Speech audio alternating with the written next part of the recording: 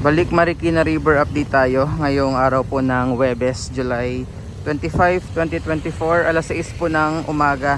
So kaninang 5 AM bumaba na to 15.8 meters or first alarm yung water level dito. And as of 6 AM today, ito po yung status ng tubig dito sa Marikina River.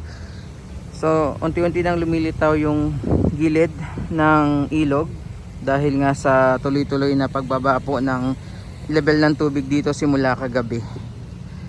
Yung panahon natin pala ngayon, medyo madilim pa rin ng konti pero tumigil na po yung pag-uulan, unlike kahapon na talagang walang tigil yung malakas na buhos ng ulan. Ayan, tingnan natin. Patay na yata tayo. Patay na. Loko po naman. Siguro dito. Boso, yung pangit to. Ito yung tinuturo nila kuya kanina dito sa taas.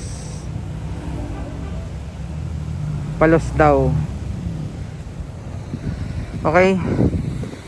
So mamaya punta tayo dun sa baba para makita natin yung eksaktong level ng tubig ngayon. And ito yung sukat ng tubig dito kay Marikit ngayong 6 AM. Bumaba na sa kanyang tuhod. Kahapon halos gadibdib na niya yung level ng tubig dito. Ayan. Yung pinakamataas na water level kahapon na dala po ni Super Typhoon Karina ay nasa 20.7 meters o ikatlong alarma. So sa ngayon, kaninang alas 5 po ng madaling araw na bumaba na siya to 15.8 meters.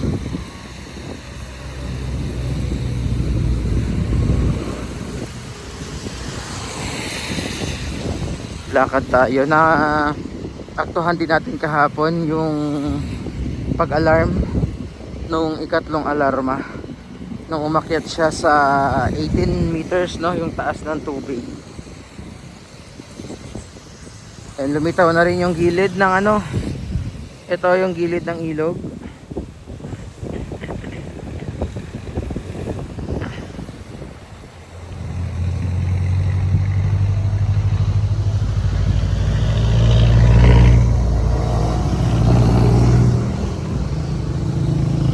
Pero sobrang bilis talaga nung pagtaas ng tubig kahapon kasi wala talagang tigil yung buhos ng malakas na ulan. Madilim na naman.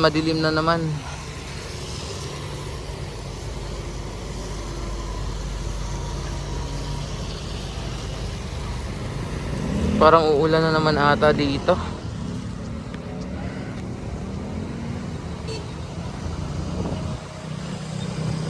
So baba tayo.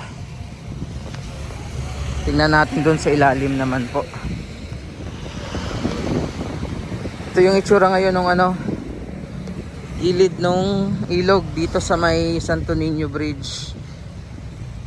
Syempre, pag bumaba na yan ng tuluyan ang daming kasamang burak yan or mga putik. Litaw na rin doon pala sa bandang yun. Ayan lumitaw na.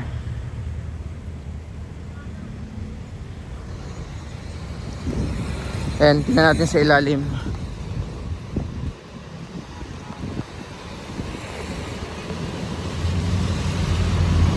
Sana wag nang bumuhos yung ulan.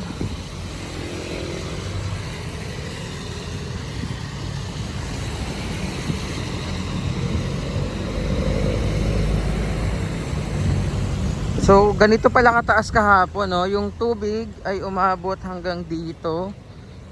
Andyan pa yung mga putik-putik. Ayan po So hanggang dito pala umabot yung tubig kahapon nung tumaas siya to 20.7 meters. Ayan, kung makikita nyo yung mga putik-putik, yan yung mga iniwan ni Karina.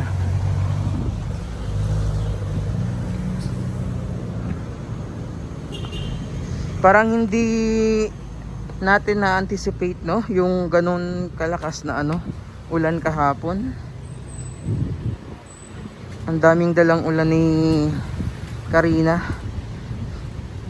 So ito yung sitwasyon dito sa ilalim naman ng tulay. Ayan, lumitaw na yung doon, no. Ayan, lumitaw na.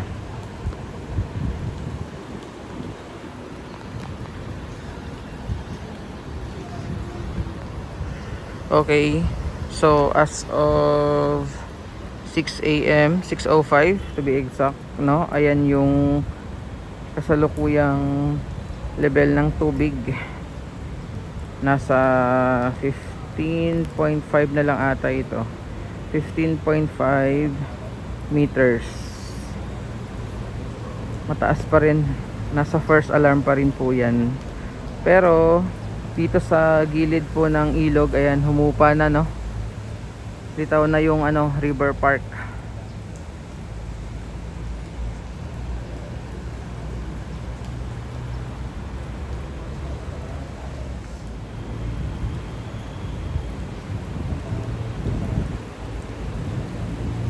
So hopefully magtuloy-tuloy na yung pagbaba ng tubig hanggang sa mag-normal na po yung level nito today. Ayan.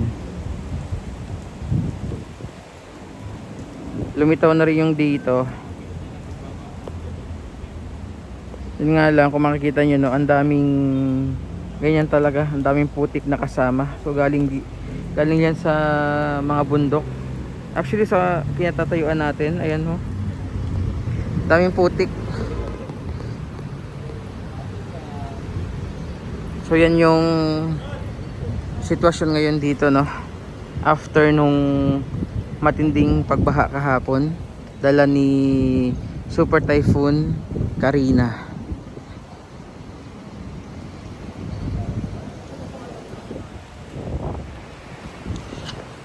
So itong part na to kahapon mga around 8 bago mag 9, wala nang dito, wala nang mga nakapwesto ng mga vloggers and media kasi nga hindi na rin siya passable ng mga sasakyan dahil ang bilis nga tumaas ng tubig. And ayan, ito yung sa may kabilang side nung Santo Niño Bridge. Kung makikita nyo, ito yung iniwan ulit ni Super Typhoon Karina. Daming putik kahapon. Ayan, halos tip na lang ata ng ng neto I Love Marikina yung naiwan dito.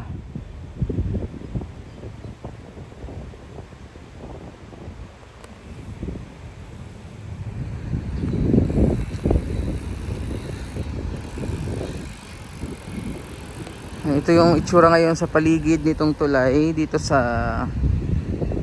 bayan po ng Marikina. Ang daming putik.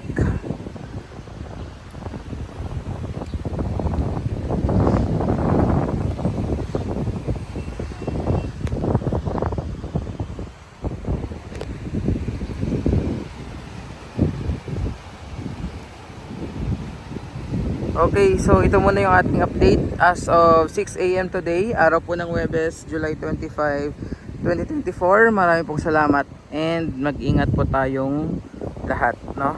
Salamat po.